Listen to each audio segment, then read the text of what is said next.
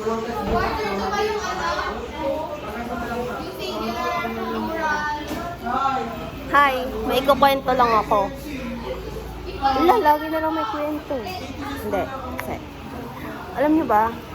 Alam mo akong tanga? Hindi.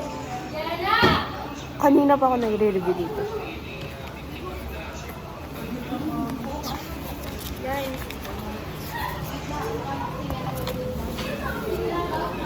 Tapos, wala yung magbabantay sa amin. Magsasamatid kami. Eh di anong nangyari? Eh di hindi natuloy yung samatid namin. Kahit sayang yung nireview ko. Meron pa nga ako dito code. Radio wave, microwave, infrared, visible light, ultraviolet, x-ray, and gamma ray.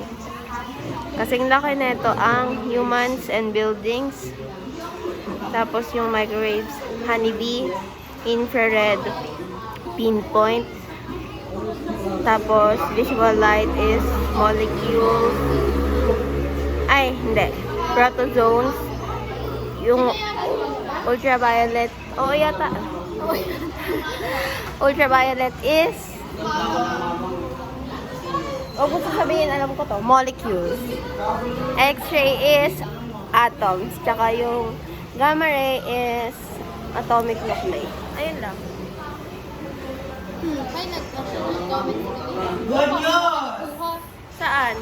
Bukas daw ang test, next week ang role play. Thank you, Lord. Patingin nga, JM. Bakit kayo? Sisingin. Tignan nyo na lang kung paano ako mag-ayos ng buhok. Ayun, sinabi ko sa iyo, hindi na lang ang next week.